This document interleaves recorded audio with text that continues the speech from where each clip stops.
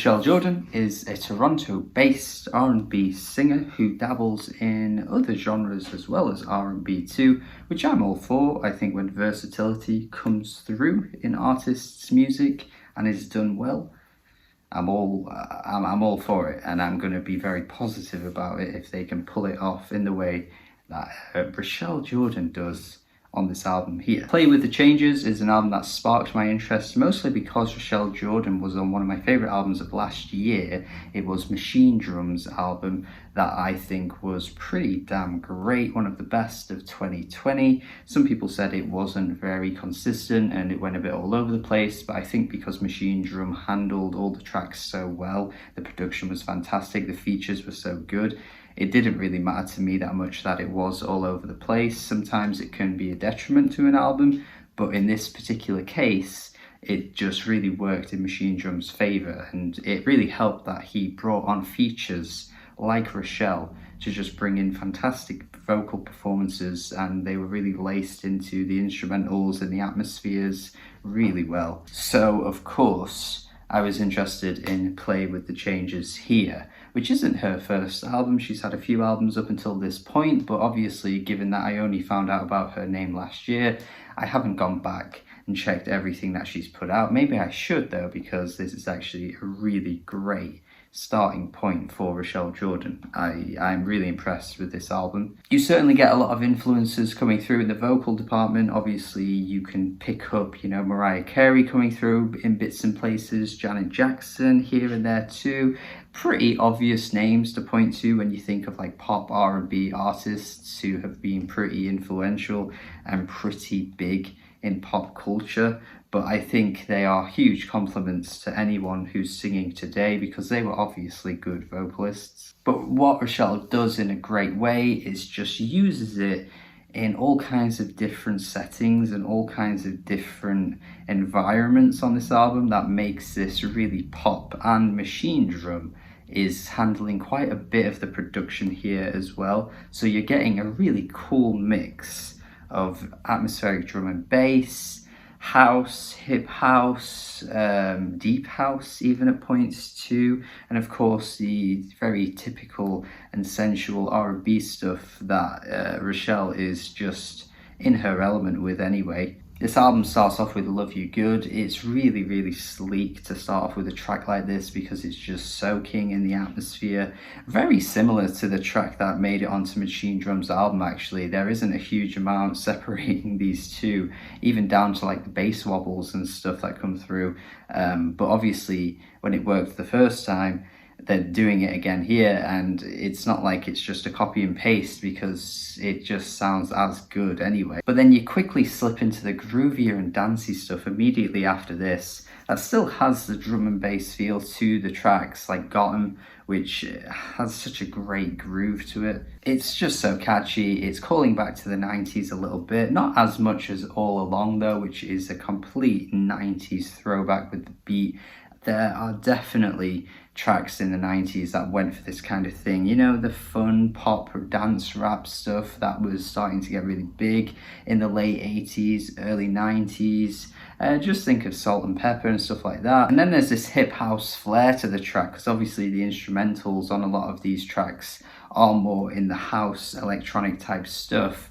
Just gives it such a great modern twist to that era of hip-hop music. It's honestly such a great track. It does so many things in one song and none of it feels out of place. This is easily one of the best tracks on the album. It's so good. She does start to slip into the more sensual stuff as the album goes along. It actually, in a weird way, nearly ditches that sound, which I thought was a bit weird on first listen. I was a bit like, why would you just derail the album and go in a direction that, the first three tracks didn't even set up?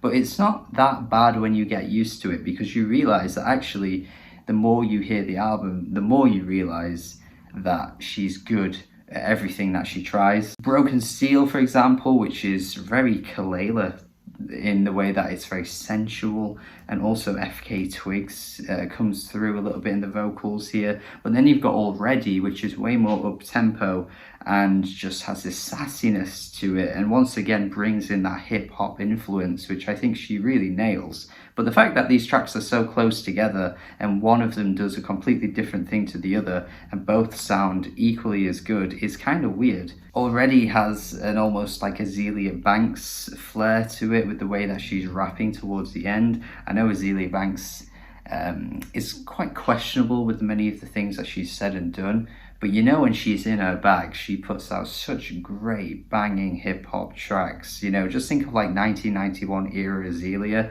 and you would know exactly what I mean in regards to this track Already here. Then you really slip into the slow moving, really like low tempo R&B tracks, which aren't necessarily my favorites on the whole album, but it's hard to deny that Lay is actually really beautiful in the way that it's written. I don't know if there are many songs out there like this or written in the way that she does this, with the fact that, you know, she's just so fearful of the person she loves leaving their home because they might get caught up in some kind of, you know, police situation, and she's just worried for his life, and she's just, you know, telling him and making him reassure her that he'll text her when he gets there and things like that. It's just a really heartbreaking track, and there are probably tracks out there like this, but I've never really heard it in the emotional state that this track is before. Just another moment on the album for me where she proves that she can just do many different things. She can speed up the tempo and it's great, and she can slow things right down and bring the emotion in such an unexpected way, and I really commend her for doing this. It's really impressive. Once you get towards the end of the album, the very end of the album, we go back into the more house inspired stuff, Something, which has a filthy beat. Oh my god, there's something so rough and gruff about this one, but it just works so well. The clanging synths come through, it really sounds great. Once again, she's just nailing the vocals here, and she just kind of slips in and out of these tracks like a chameleon. Like, she can, you know, take things slower but then really amp things up once again when she needs to. And then Dancing Elephants, another highlight of the album, coming right at the end, the penultimate track, just showing once again that, you know, this deep house influence shining through, courtesy of machine drum on most of these tracks, by the way. Also has this like two-step garage feel to it as well. You know, you do hear those inspirations in machine drums music as well, so it's not really surprising that he would produce tracks like this for other artists. And I wish he did more, because he clearly knows who to work with, because this could be handed to anyone and it would just sound a bit meh, but not with Rochelle. Like, her vocals on this one, when it hits the chorus, she hits the falsetto. Oh god, it's so good.